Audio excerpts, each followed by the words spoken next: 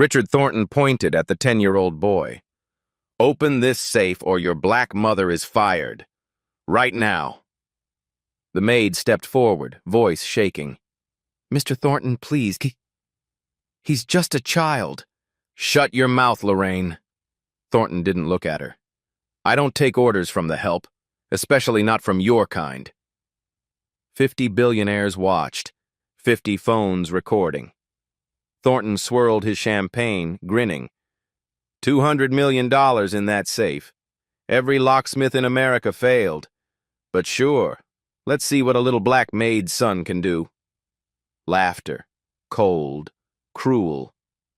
5 minutes, boy, if you can count that high. The maid's knees buckled. "Sir, I'm begging you." "Beg quieter. You're embarrassing yourself." The boy said nothing. He walked to the safe, placed his small palm on cold steel, and smiled. But how did we get here? Let's rewind. 30 minutes earlier, before the bet, before the humiliation, before everything changed forever. The service hallway smelled like industrial bleach and leftover champagne. Yancey Foster sat on an overturned storage crate, legs dangling 6 inches from the floor, reading a library book on mechanical engineering. The pages were soft from hundreds of hands before his. Dog-eared corners marked chapters on gear ratios and tumbler mechanisms. Coffee stains decorated Chapter 7. He'd renewed this book 4 times. The librarian had stopped asking questions weeks ago. He was 10 years old, small for his age, invisible by design. Through the cracked service door, he could see the gala in full swing. Crystal chandeliers scattered light across Italian marble floors. Women glided past in gowns that cost more than his mother earned in a year. Men laughed too loud, their watches glinting. Timepieces worth more than the apartment building where Yancey slept on a pull-out couch. This was Richard Thornton's world, a world of excess and entitlement. A world where people like Yancey existed only to serve, to clean, to disappear. Yancey had learned to watch without being seen. It was a survival skill. The first rule his mother had taught him: don't draw attention, don't make noise, don't exist louder than necessary. His mother, Lorraine Foster, had worked for Richard Thornton for 12 years, since before Yancey was born. She'd scrubbed his marble floors on her hands and knees, pressed his Egyptian cotton shirts until they were crisp as paper, organized his closets by color, by season, by designer, smiled through every insult because that's what survival looked like when you had a child to feed and rent to pay. Lorraine was 45 years old. Her hands were rough from chemicals and labor. Her back ached from years of bending, lifting, scrubbing. But her eyes still held something fierce, something she hid from employers but showed to her son when they were alone. Tonight, she couldn't find childcare. The regular sitter had canceled. The backup was sick. So Yancey sat in the hallway with his library book, making himself as small and quiet as possible. The penthouse was a monument to ego. Original Picassos hung on walls that could have housed 10 families. A Fabergé egg sat under glass, worth more than Yancey's entire neighborhood. Awards and trophies crowded every surface. Philanthropy prizes from organizations that existed mainly to give awards to men like Thornton. But the centerpiece tonight was different. A safe. Not just any safe. A 1943 Luftwaffe field safe, supposedly recovered from a Nazi officer's bunker in Bavaria, allegedly containing artwork worth $200 million. Thornton had purchased it at auction 6 months ago. He didn't care about the contents. He cared about the story, the mystique, the conversation piece. Professional locksmiths had tried for months to crack it. All failed. Thornton had turned their failure into entertainment. A game, he called it. Crack the safe, keep the contents. $200 million sitting in his living room like a party trick for bored billionaires. Yancey watched the safe through the doorway. His pulse quickened. He recognized it. Not from being here. From research. Months and months of research. YouTube videos explaining lock mechanisms. online forums where enthusiasts traded secrets, a German engineering archive that his teacher, Mrs. Collins, had helped him translate word by painstaking word. He knew this safe's weakness. The 1943 Luftwaffe model had an acoustic vulnerability. The tumblers resonated at specific frequencies when properly aligned. You didn't need to guess the combination. You needed to listen, to feel the vibrations through your fingertips, to hear what the metal was trying to tell you. But knowing wasn't the same as doing. And Yancey had learned, painfully, repeatedly, that boys who looked like him weren't supposed to know things that men like Thornton couldn't figure out. Yancey, his mother's voice, tight with familiar worry. Lorraine appeared in the doorway, uniform crisp, eyes heavy with exhaustion. 45 years of survival carved into the lines of her face. Baby, you need to stay hidden. I mean it. I know, Mama. Don't let anyone see you. Don't talk to anyone. She knelt, straightening his second-hand collar with practiced hands. We need this job. You understand? Yancey wanted to say something, that she deserved better, that no job was worth the way Thornton looked through her like she was furniture, that one day things would be different. But some truths cost too much to speak out loud. I'll be quiet, he said instead. Lorraine kissed his forehead. Her lips were warm. That's my good boy. She disappeared back into the gala, carrying a silver tray of champagne flutes, wearing her smile like armor nobody could see through. Yancey returned to his book, but his eyes kept drifting to the safe. The collision happened fast. A drunk guest, face flushed red, laughing at his own joke, stumbled backward. His elbow caught Yancey's shoulder. His wine glass tipped. Red wine exploded across Yancey's shirt like a wound. What the hell? The guest stared down.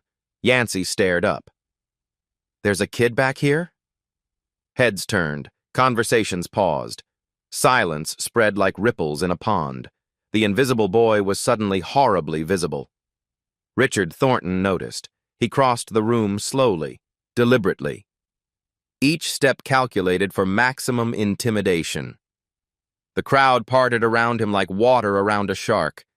His eyes swept over Yancey, the wine-stained shirt, the worn shoes with holes near the toes, the library book clutched like a shield against the world.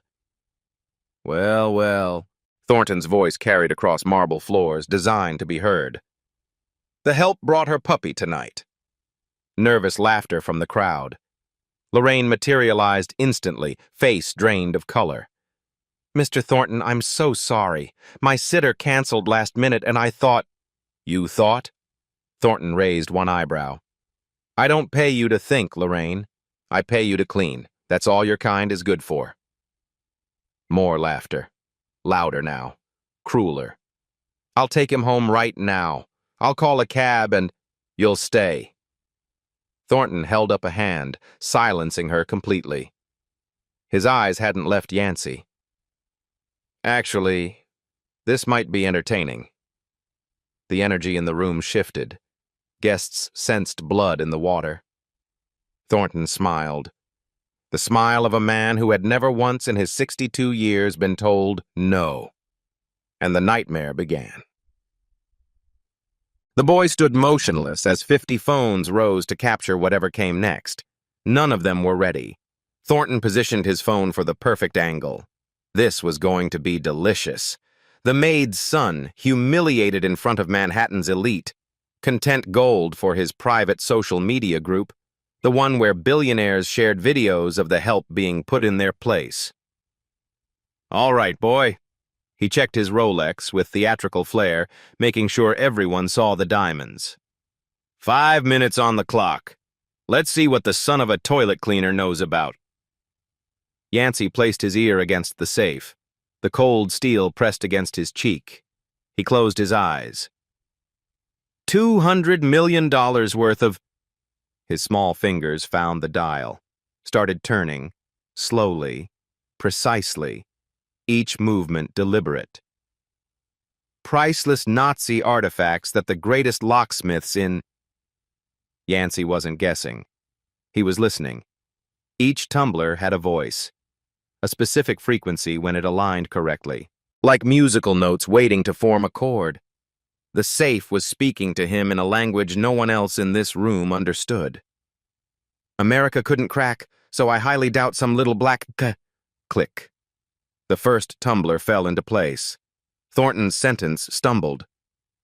Kid from the click, click. Yancey's fingers moved faster now, more confident, the safe's voice growing clearer with each rotation. The room had gone completely silent. Even the champagne bubbles seemed to pause. "What is he?" someone whispered. Click. Thornton lowered his phone slightly. Something cold crept into his expression, something that looked almost like fear. "There's no way. There's absolutely no—" Clunk. The massive steel door swung open. 28 seconds. The boy had opened a safe that defeated every professional locksmith in America. Before Richard Thornton finished his sentence. Silence. 1 heartbeat. 2. Then chaos erupted. A woman screamed. Champagne glasses shattered on marble. Guests surged forward, phones blazing with light. Yancey stepped back from the safe, expression unchanged, like he'd just opened his school locker, like this was any ordinary Tuesday afternoon. Lorraine's knees gave out completely. A waiter caught her arm before she collapsed. Inside the safe, not artwork. Stacks of documents, leather-bound ledgers, manila folders stuffed with photographs, bank statements, wire transfer records, paper, mountains and mountains of paper. Thornton's face cycled through emotions like a broken slot machine. Shock, confusion, rage, then something darker. Fear. "Nobody touch those!" He lunged toward the safe. "Those are private. That's my property. Nobody touch anything!" But 50 phones had already captured everything. 100 photographs already taken. The evidence was already out. Yancey looked at Thornton. Calm, quiet, unafraid. "You said $1 million. Thornton froze mid-lunge. "For my mom. You said it." The boy's voice carried clearly. "Everyone heard you. Everyone recorded it." Chub. A single photograph slid across the floor and stopped at Lorraine's feet.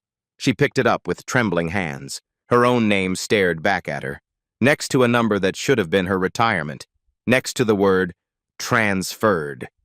How does a 10-year-old boy crack a $200 million safe in 28 seconds? The answer begins 6 years earlier, in a cramped one-bedroom apartment in Queens. Decked, age 4. Lorraine's alarm clock stopped working on a cold Wednesday in February. She stared at it in the pre-dawn darkness, panic rising in her chest. She couldn't afford a new one. She couldn't afford to be late. Thornton had already warned her twice about punctuality. One more strike and she was gone. So she planned to wake herself every hour, checking the stove clock, terrified of oversleeping and losing everything. Yancey found the broken clock in the trash the next morning. He sat on the kitchen floor for 3 hours, tiny fingers working with tools he'd fashioned from a butter knife and a bent paperclip. His tongue stuck out in concentration, a habit he'd never grow out of. At noon, he walked into the kitchen where Lorraine was preparing for her shift. "Fixed it, Mama." He held up the clock. It was ticking. Perfectly. Lorraine stared at her 4-year-old son, at the grease smudges on his small fingers, at the clock that had defeated her but surrendered to him. "Baby, how did you—" Yancey shrugged, like it was the most natural thing in the world. "It wanted to work, Mama. It just forgot how. I reminded it." That night, after Yancey fell asleep, Lorraine cried into her pillow.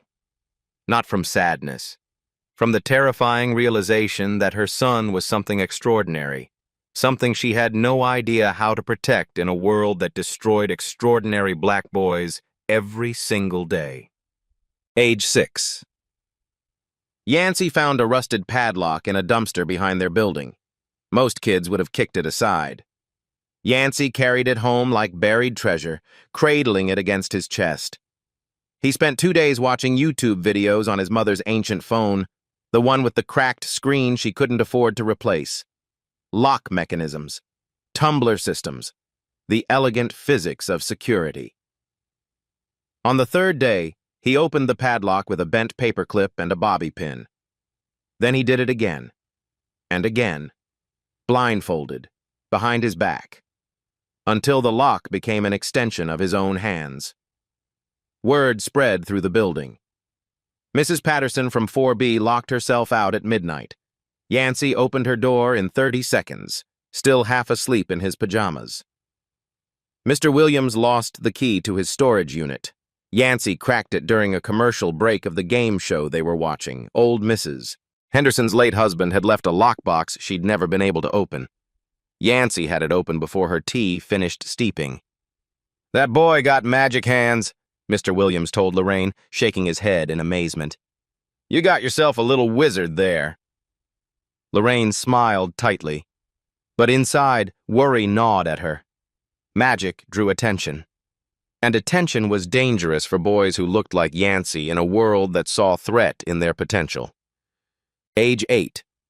Yancey discovered online forums, locksport communities where enthusiasts traded techniques like recipes, security researchers who analyzed vulnerabilities, historians who documented the evolution of locks from ancient Egypt to modern bank vaults.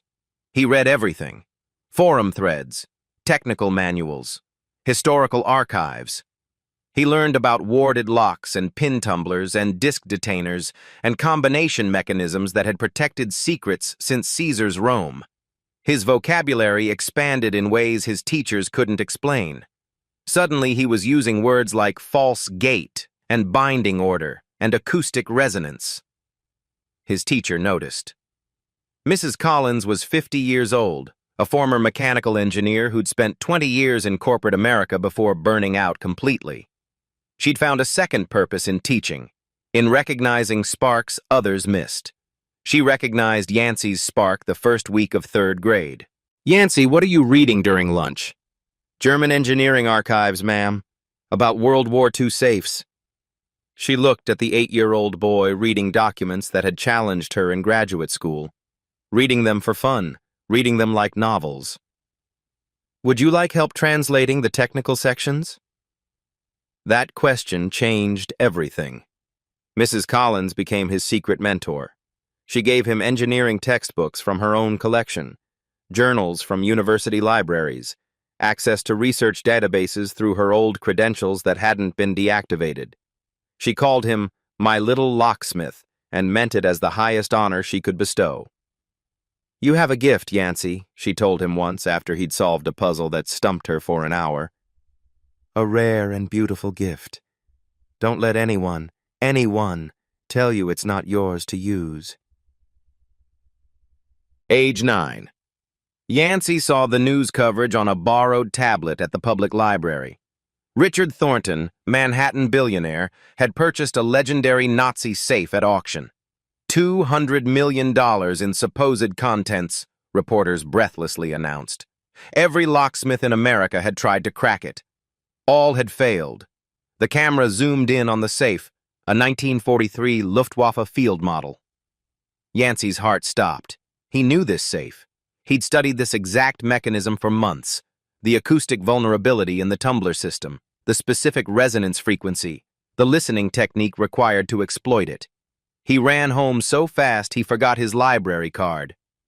"Mama," he said that night, breathless with excitement, "I could open that safe.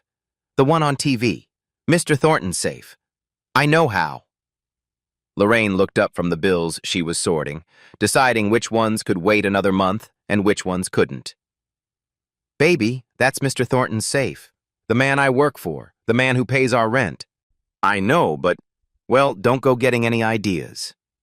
She ruffled his hair, trying to gentle the rejection. "Focus on school. That safe isn't our business."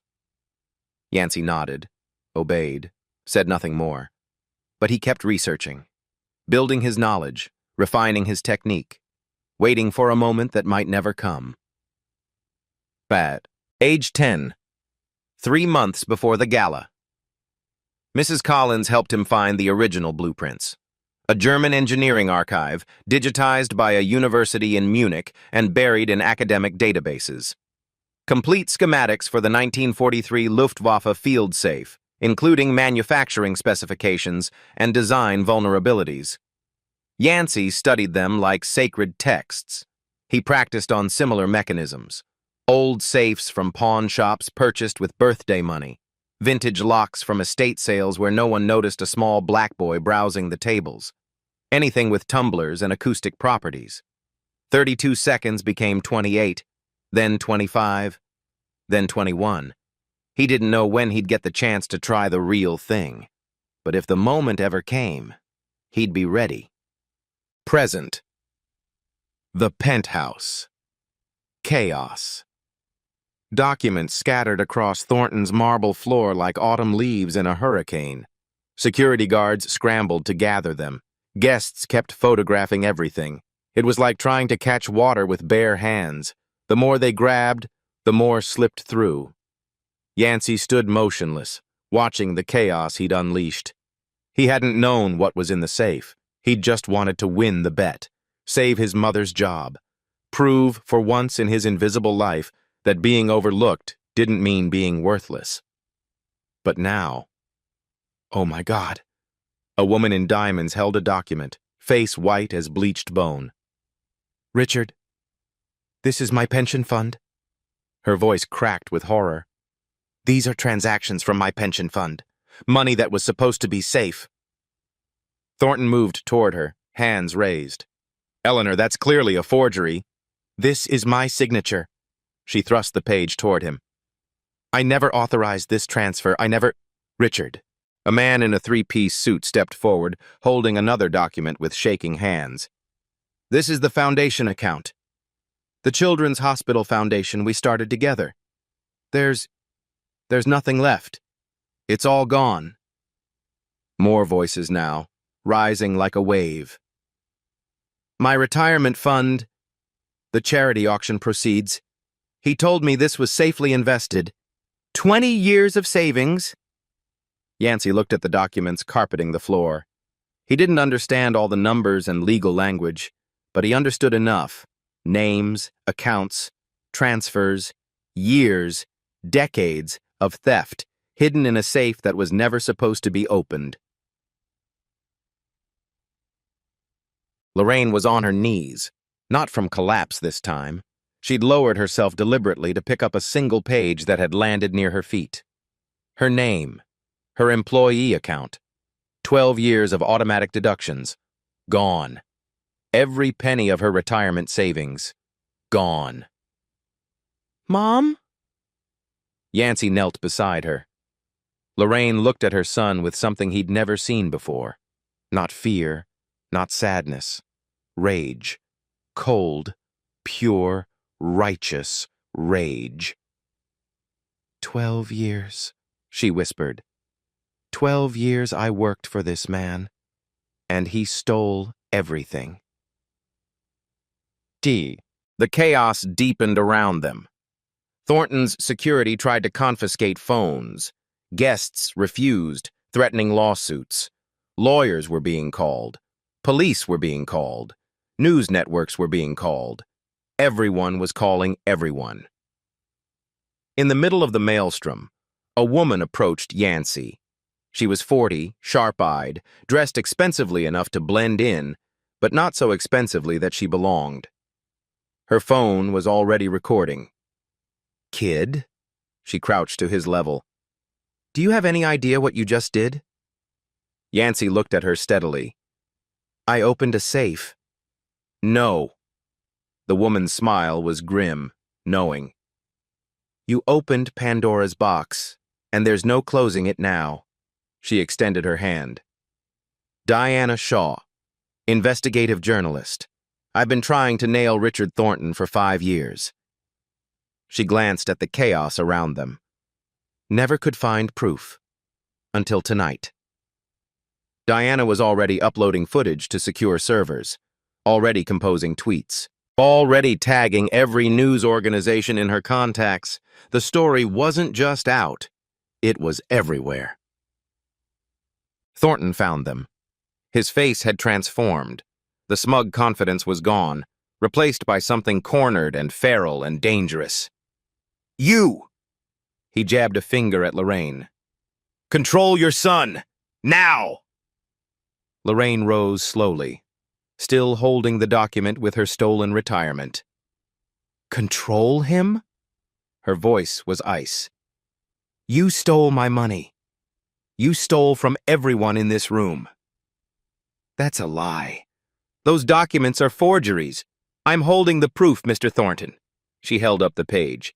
"My name, my money, your signature." Thornton stepped closer, towering over her. "Listen carefully, Lorraine. You're nobody. You clean toilets. You think anyone's going to believe the word of a... Don't." Yancey stepped between them, small, 10 years old, barely reaching Thornton's chest. But something in his eyes, something hard and unafraid, made the billionaire pause. "You made a bet," Yancey said quietly. $1 million, 50 witnesses, 50 cameras. That was a joke. "You weren't laughing when the safe opened." Thornton's face reddened with fury. "You little... Pay my mom, like you promised." The room had stopped to watch, recording, waiting, holding their breath. Thornton had no move. He'd made the bet publicly, on camera.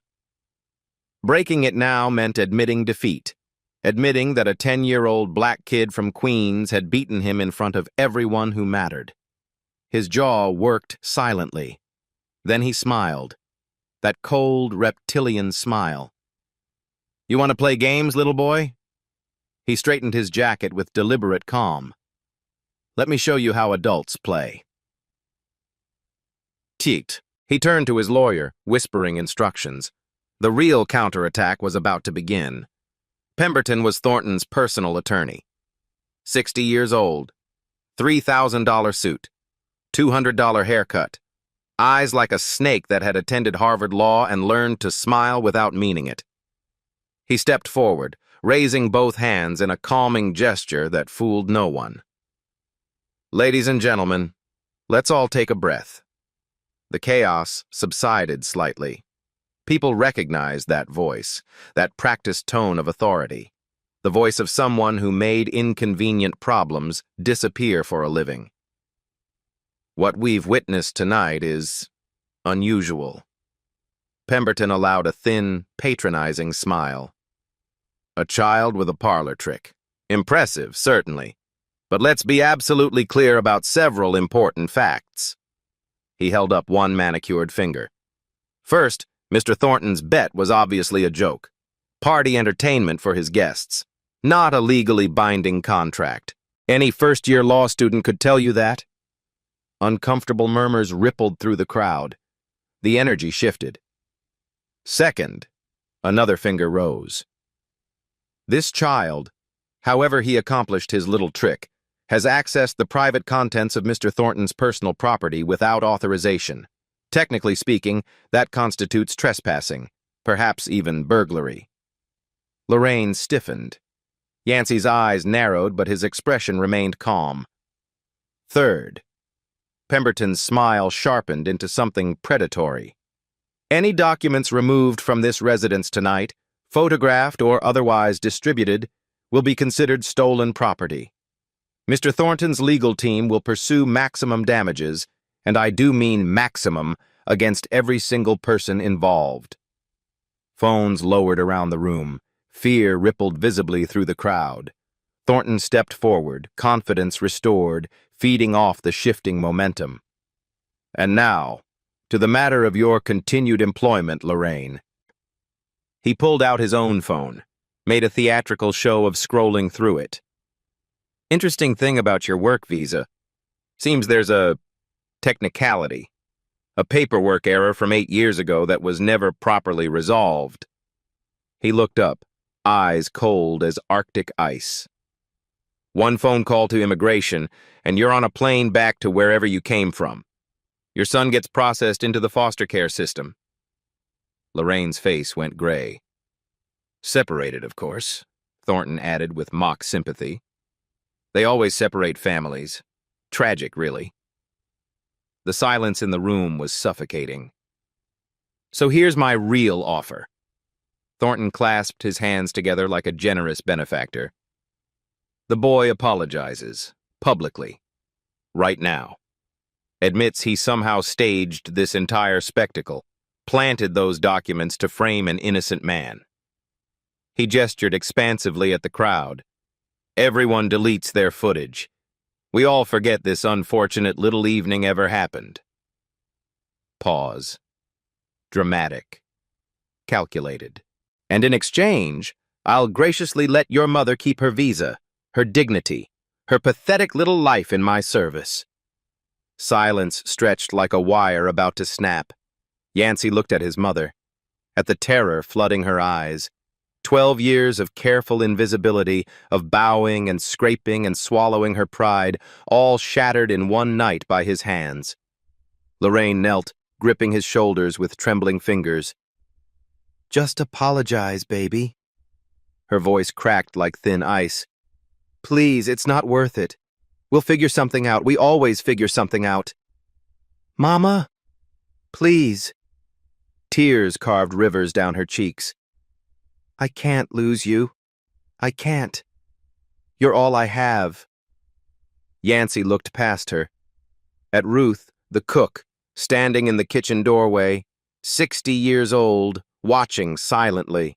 At Samuel, the driver, jaw tight with suppressed fury.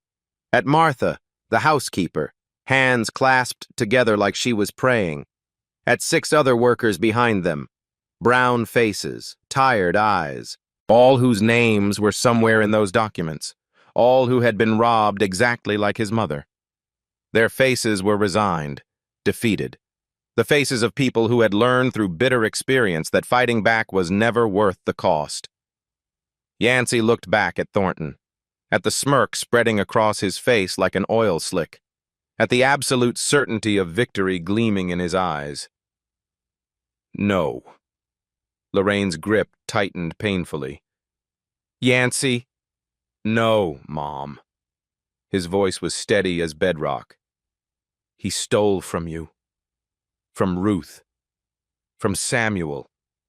From Martha. From everyone who ever trusted him. Baby, please. And he wants me to apologize? The room went absolutely still. Yancey turned to face Thornton directly. Small body, huge courage. You're scared. Thornton's smirk flickered. That's why you're threatening a kid and his mom instead of calling the police yourself. Watch your mouth, boy. If those documents were fake, you'd want an investigation. But you don't, because you know exactly what's in them. I said watch your... You're a bully! Yancey's voice rose, carrying across the marble penthouse. I've dealt with bullies my whole life. They're only scary until someone decides to stand up. Movement from the kitchen doorway. Ruth stepped out first. Slow, deliberate. Then Samuel, then Martha, then 6 more workers. People who had served in this penthouse for years. People who had bowed and scraped and swallowed their pride because they believed they had no other choice. They formed a line behind Yancey, a wall of the invisible finally choosing to be seen. Ruth spoke first, voice shaking but unbroken. 12 years. She looked directly at Thornton. 12 years you stole from me too. 12 years I kept quiet. She straightened her spine. I'm done. Sirens wailed in the distance, growing closer. Someone had called the authorities, and for the first time in his life, Richard Thornton had no idea what to do. The next few minutes compressed chaos into crystal clarity. Diana's footage went live before the elevator doors opened. The hashtag #ThorntonExposed appeared on Twitter at 9:47 p.m. By 9:52, it was trending in New York City. By 9:58, it was trending in all 50 states. By 10:04, it was trending globally. News vans materialized on the street below like vultures sensing carrion. Thornton's PR team arrived in a panic. Then his secondary lawyers. Then his crisis management consultants, specialists who charged $5,000 an hour to make problems disappear. None of them could make this problem disappear. Because this problem was already everywhere, on every phone, on every feed, on every screen, spreading faster than any team could possibly contain. But the real climax wasn't happening in the digital world. It was happening in a quiet service corridor. Lorraine pulled Yancey away from the chaos, through a door marked Staff Only, into a hallway that smelled like cleaning supplies and broken dreams. Her hands shook violently as she gripped his shoulders. "What did you do?" Not accusation, pure awe. "Baby, what did you do?" "I opened a safe, Mama." "Yancey!" "He was going to fire you." His voice cracked, the first break in his composure all night. "He called you worthless. He said toilet cleaner. He said you're kind." Lorraine's breath caught in her throat. "I couldn't just stand there, Mama." Tears finally spilled down Yancey's cheeks. "I couldn't watch him hurt you and do nothing. I couldn't." She pulled him into her arms, held him so tight she could feel his heart hammering against her chest. 12 years, she whispered into his hair. 12 years I bowed my head in this house, apologized for breathing, told myself it was survival, told myself it was for you, to give you a better life. She pulled back, looked at her son, really looked at him. "When did you get so brave?" Yancey wiped his eyes with the back of his hand. "You taught me, Mom. I never taught you to do this. You taught me that doing right is hard." His voice steadied. "But it's always right. You said it every single day, when you thought I wasn't listening." Lorraine laughed through her tears. A wet, broken, beautiful sound. "I said that?" "Every day, Mama. Every single day." She hugged him again, tighter than before. Then something shifted, in her spine, in her shoulders, in the very core of who she was. She straightened, stood tall. "Come on, baby." She took his hand firmly. "We're not done yet." They walked back into the main room together, mother and son, hand in hand. Lorraine didn't look at the chaos, didn't look at the cameras or the lawyers or the panicking PR team. She looked at Richard Thornton, and she began to speak. "My name is Lorraine Foster." Her voice carried, clear and strong. Conversations stopped mid-sentence. "I have cleaned this man's toilets for 12 years. Diana's camera swung toward her. Other phones followed like flowers turning toward the sun. "I have smiled when he insulted me, apologized when he humiliated me in front of guests, said, 'Yes, sir,' and 'Thank you, sir,' when he treated me like I was less than human." She stepped forward. Thornton actually stepped back. "I did it because I thought I had no choice. Because I thought being invisible was the only way to survive in a world that wasn't made for people like me. Because I thought I was protecting my son by teaching him to stay quiet, stay small, stay out of the way." She turned to look at Yancey, tears falling freely, unashamed. "But my son just showed me something I'd forgotten." The room was silent. Completely, utterly silent. "He's 10 years old." Her voice broke and reformed, stronger. 10. And he's braver than I've been in 45 years of living. She faced Thornton again, eye to eye with the man who had owned her labor for 12 years. "You can threaten my visa, Richard." First time she'd ever used his first name. "You can try to destroy my life. You can call me the help. Call me your kind. Call me whatever makes you feel powerful. She stepped closer. He stepped back. But you cannot. You will never make me apologize for raising a son who knows the difference between right and wrong. Her voice rose to fill every corner of the penthouse. That is something your money will never, ever buy. Silence. One heartbeat. 2, 3. Then someone in the back of the room started clapping. A single person. Then another joined, then another. Then the entire room erupted in thunderous applause. Guests who had laughed at Yancey were now wiping tears. Workers who had spent years hiding in kitchens were now standing in the open, clapping, crying, finally seen. The invisible had become visible, and the world was watching. Thornton stood alone in the middle of his own penthouse. His lawyer had vanished. His security team wouldn't meet his eyes. His PR consultants were already composing their resignation emails. The elevator chimed. The doors opened. 4 FBI agents stepped out. Dark suits, serious faces, federal badges catching the chandelier light.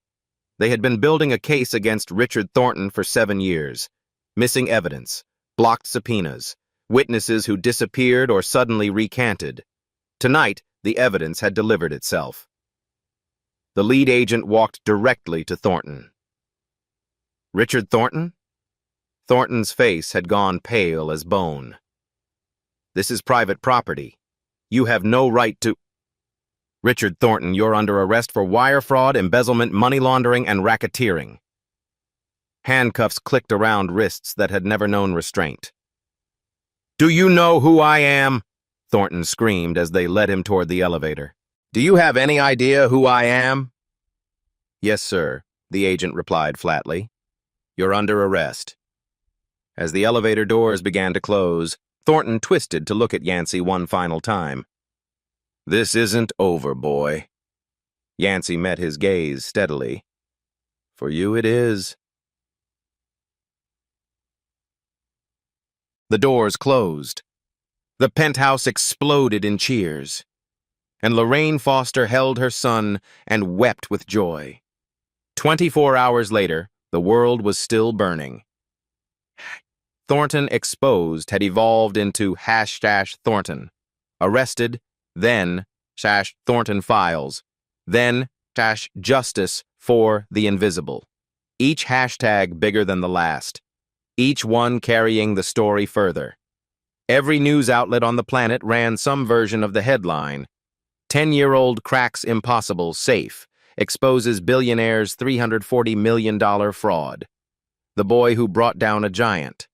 Maid son versus Manhattan billionaire, a modern David and Goliath. 28 seconds that changed everything. The numbers were staggering in their scope.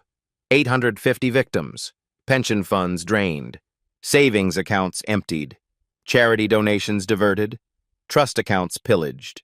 15 years of systematic theft hidden in a safe that was never supposed to be opened, until a 10-year-old boy pressed his ear to the steel and listened. The class action lawsuit was filed within 48 hours. 47 pages of charges, 850 plaintiffs, $340 million in documented theft. Thornton's assets were frozen by federal order, his bank accounts seized, his properties padlocked, his art collection inventoried for eventual auction. Victims would be compensated from the wreckage of his empire. Every last penny accounted for. Ruth received the call on a Wednesday afternoon. She was sitting in Lorraine's tiny kitchen, drinking coffee from a chipped mug, when her phone rang. Mrs. Washington? This is the Federal Victims Compensation Fund. I'm calling to inform you that your pension will be fully restored, plus interest, plus damages. Ruth hung up the phone, sat very still for a long moment, then put her head down on the kitchen table and wept. Lorraine held her hand through all of it, said nothing, just held on. Some moments don't need words. Yancey became famous entirely against his will. Every news outlet in the country wanted an interview. Book deals arrived daily, six-figure advances for a story he didn't want to tell. Movie producers called with offers that made Lorraine's head spin. A reality TV network pitched a show called Little Locksmith that made Yancey physically cringe. He turned everything down. Through Mrs. Collins, he released a single written statement. "I'm just a kid who likes puzzles. I didn't do this to be famous. I did it because Mr. Thornton bet my mom's job, and that wasn't fair. My mom always taught me to stand up when something isn't fair. That's it. That's the whole story. Can I please just go back to school now?" The internet fell completely in love. Hashtag Yancey Foster trended for 6 days straight. Fan art appeared, tribute videos, a song by an indie artist that got 10 million streams. Yancey just wanted to finish his library book. Thornton's fall was absolute and total. Denied bail, the judge cited extreme flight risk and extensive overseas assets. Board of directors removed him unanimously from his own company. Liability too severe. Wife of 12 years filed for divorce within the week. Self-preservation. 3 business partners resigned quietly. 2 more were placed under investigation. One turned state's witness in exchange for immunity, providing testimony that guaranteed Thornton would die in prison. The safe that was supposed to showcase his power had become the instrument of his complete destruction. Lorraine's story spread even further than her son's. Immigration lawyers flooded her inbox with pro bono offers. Media outlets requested interviews. Companies offered jobs, high-paying positions with excellent benefits, transparently hoping the PR boost would wash away their own sins. She turned every single one down. "I'm done working for people who only see my value when it benefits them," she told one persistent reporter. "I spent 12 years being invisible. Now I want to help others be seen." She announced the creation of a support network for domestic workers, a hotline for reporting wage theft, a legal fund for immigration issues, an advocacy organization for the invisible workforce that kept America running, funded by a portion of the class action settlement she was owed. 1 week after the gala, a letter arrived at their apartment. No return address. Inside, a check for $1 million. Signed by Richard Thornton. Dated the night of the gala. Time-stamped before his arrest. He had written it after all. He just never planned to actually give it. Lorraine stared at the check for a very long time. Then she endorsed it over to the Victims' Compensation Fund. Every single penny. "You could have kept it," Yancey said. "He owed you that money." Lorraine smiled softly. "He did, but I don't need his money to know what I'm worth." She kissed her son's forehead. "You taught me that." 3 months later, life had transformed completely, and somehow, in the ways that mattered most, stayed exactly the same. Lorraine. The apartment in Brooklyn wasn't large by any standard. 2 small bedrooms, a kitchen that real estate agents would charitably call efficient, a bathroom where you could touch both walls simultaneously, a balcony barely wide enough for 2 folding chairs. But it was theirs, purchased outright with settlement money. No mortgage, no landlord, no one who could ever tell them to leave. Lorraine stood in the empty living room the day they got the keys, running her palm along the freshly painted wall like she couldn't quite believe it was solid. "Mama?" Yancey appeared in the doorway, carrying a box of books. "You okay?" "I'm good, baby." She wiped her eyes quickly. "Just processing." "Processing what?" "The fact that no one can ever kick us out of here." She laughed, still surprised by the truth of it. "This is ours. Really, actually ours." The Domestic Workers Support Network launched 2 weeks after they moved in. Small office in a converted storefront. 3 volunteers, Ruth, Samuel, and a young lawyer named Patricia who worked pro bono. A phone line that rang constantly from the moment they opened. They helped 40 workers report wage theft in the first month, 63 the second month, 81 the third. By month 4, they'd expanded to 2 offices, 8 volunteers, a full-time staff attorney funded by donations that kept arriving unsolicited. It wasn't glamorous. The work was exhausting and often heartbreaking. But it was good. Genuinely, tangibly good. Lorraine still cleaned houses, but only for clients she chose personally. People who paid fairly. People who said please and thank you. People who learned her name on the first day and never forgot it. On her own terms. Finally. Yancey. School was complicated in ways Yancey hadn't anticipated. Mrs. Collins had implemented a strict no Thornton questions policy in her classroom. Violators received extra homework. Repeat violators received extra homework and a phone call home. The policy proved remarkably effective, but the other kids still knew. Some treated Yancey with obvious awe, asking him to sign their notebooks, following him at lunch. Some treated him with jealousy, muttering that he thought he was special now, too good for regular kids.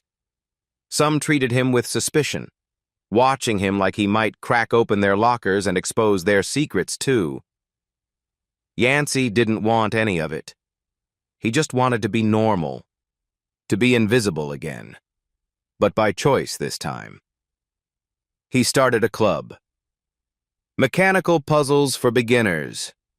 Tuesdays and Thursdays after school. Room 104. 5 kids showed up the first week. 3 out of genuine interest, 2 hoping for fame adjacency. 8 kids the second week, then 12, then 15. They took apart old clocks and learned how gears transferred motion. They picked locks from the hardware store and discussed the physics of security. They built simple mechanisms from scrap parts and discovered that complicated things were really just simple things working together. Mrs. Collins supervised, but never interfered. Teaching someone else, she told Yancey after one session, is the best way to discover what you actually understand. Yancey's YouTube channel had exploded in ways he hadn't intended. Over 200,000 subscribers for anonymous videos about lock mechanisms and mechanical puzzles. He never showed his face on camera, never mentioned his name, never referenced Thornton or the safe. Just pure knowledge, freely shared. The ad revenue went directly to his mother's network. Every single penny. Thornton. The trial proceeded with agonizing thoroughness. Evidence overwhelming. Witnesses devastating. Defense strategies crumbling one after another. In pre-trial hearings, Thornton tried everything. The documents were planted by enemies.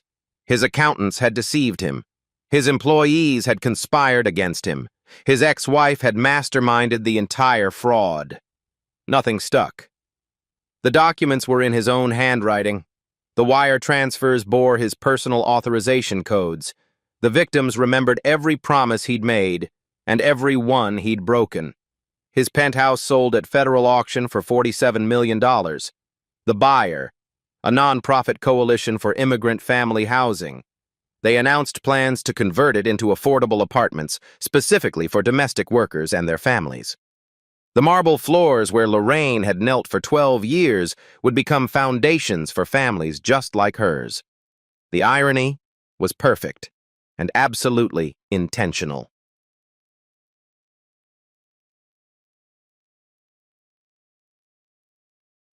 The workers. Ruth retired 3 weeks after the settlement checks arrived. Full pension restored, plus back interest, plus damages, plus a formal apology from the federal prosecutor that she framed and hung above her kitchen table. She visited Lorraine every Sunday morning for coffee. They sat on the tiny Brooklyn balcony, watching the city wake up below them, talking about everything and nothing. "Never thought I'd see the day," Ruth said one morning. "What day?" "The day I could stop being scared." She sipped her coffee. "Didn't think that day existed for people like us." Samuel opened a driving school in Queens. Second Chance Motors, specializing in teaching other immigrants to navigate American roads, American laws, American systems. Above his desk hung a framed photograph, Thornton's penthouse, the day it was converted into affordable housing. Samuel had personally driven the first family to their new home. Martha went back to school at 58 years old. Nursing program. Night classes after her day shifts. Homework at kitchen tables until midnight. Her first exam, A+. Turns out, she told Lorraine over the phone, laughing, 40 years of cleaning up after rich people teaches you a lot about anatomy and hygiene. The evening. 3 months after the gala, Lorraine and Yancey sat on their balcony. City lights glittered below like earthbound stars. The real stars were invisible above, too much light pollution to see. But they could see the moon. That was enough. Lorraine broke the comfortable silence. Yancey, I need to tell you something I should have said weeks ago. He looked up from the puzzle in his hands, a miniature safe mechanism he'd built entirely from scrap metal. All those years at Thornton's house. She stared at her hands, at the calluses that would never fully fade. I told myself I was being strong, surviving, protecting you. You were, Mama.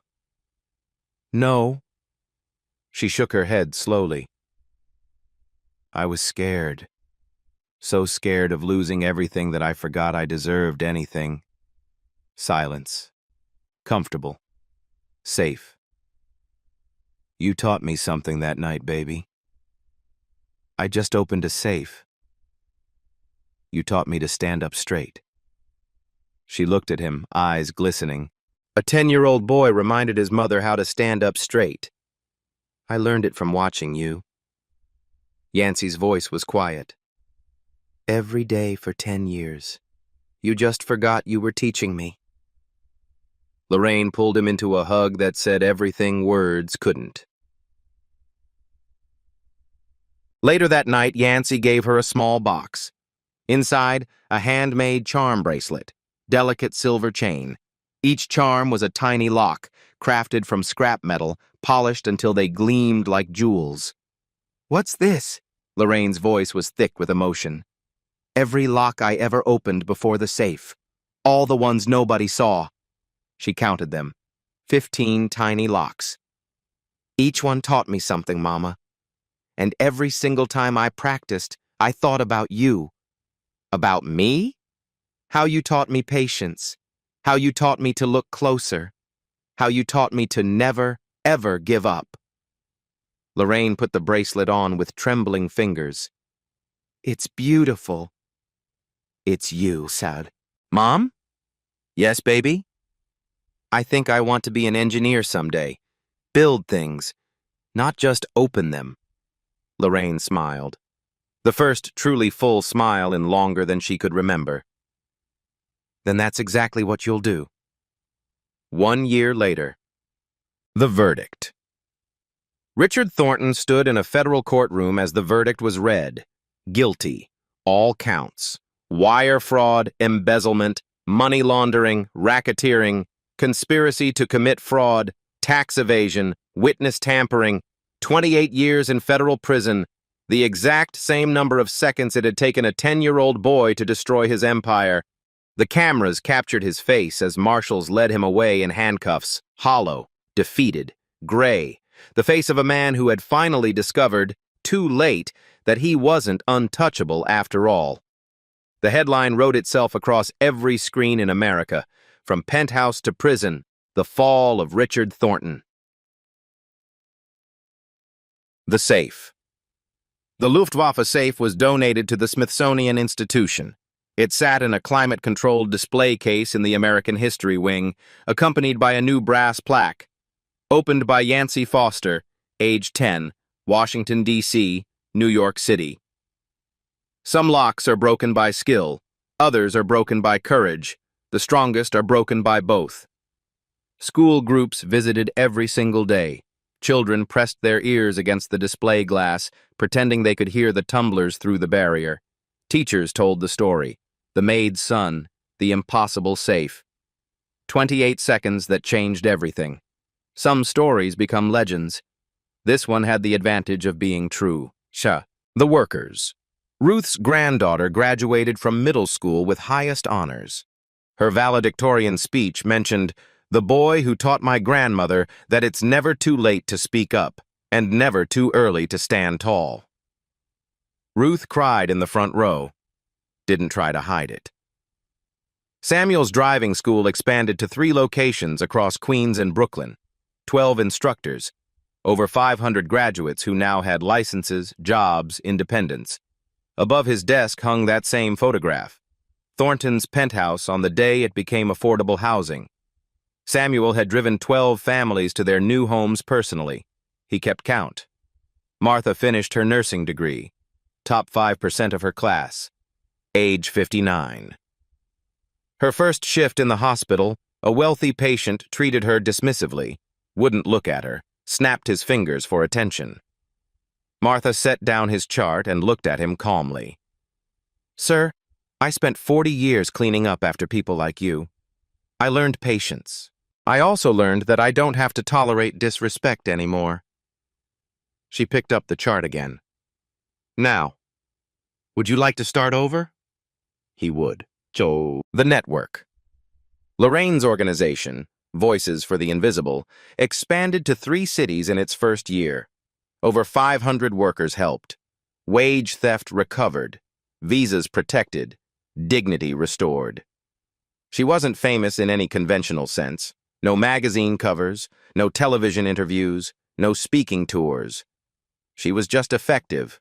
Relentlessly, quietly effective. That was more than enough.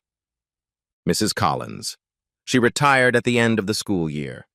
At her farewell party, surrounded by 30 years of former students, she told the story of the little locksmith one final time. "I've taught hundreds of children," she said, holding a glass of sparkling cider. "But only a few taught me something." She looked at Yancey in the crowd. The best teaching isn't giving answers. It's showing students they're allowed to ask questions, and then getting out of their way. She didn't cry. She beamed. Yancey, 11 years old now, taller, voice slightly deeper, same quiet intensity in his eyes.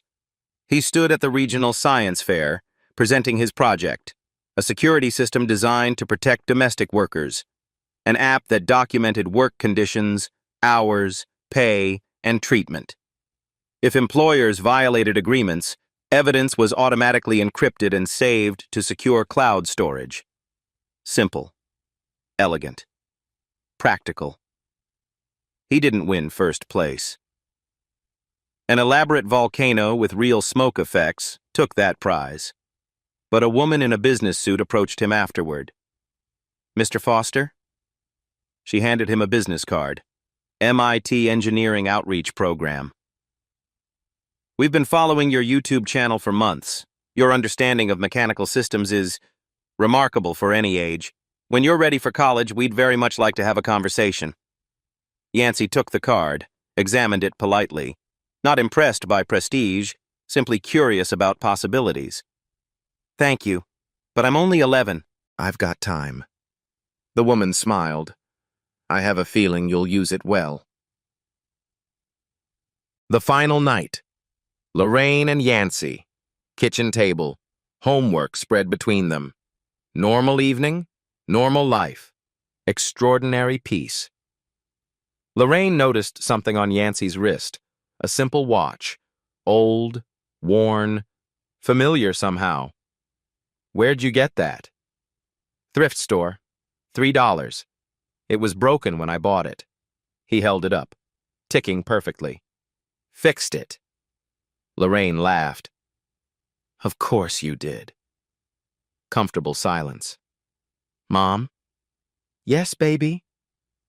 "Do you ever wonder what would have happened if I hadn't opened that safe?" Lorraine thought for a long moment, really considered the question. "Sometimes," she admitted. "But then I remember. You didn't open it for money or fame. You opened it because someone threatened your mama." She reached across the table, took his hand. "And that means No matter what was inside that safe, you would have been exactly who you are. Who's that? My son. Her eyes glistened with tears she didn't try to hide. The safe didn't make you special, baby. You were already special. The safe just let everyone else finally see it. Yancey smiled, rare, real, true.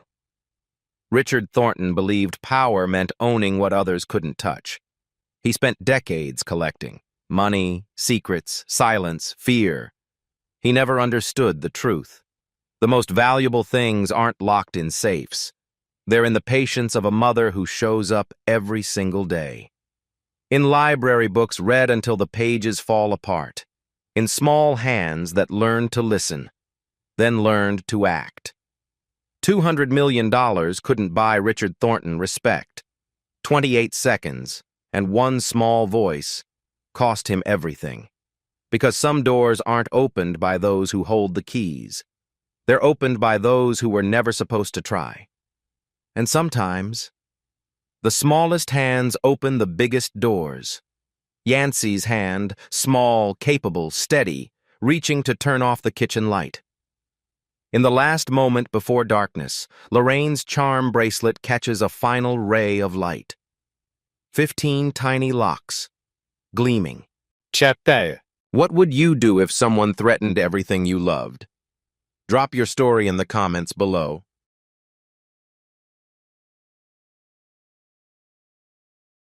One story can wake up a crowd. One moment of clarity can crack years of silence. At Beat Stories, we find those moments, and we share them loud and clear. If this made you think, hit subscribe. This is just the beginning.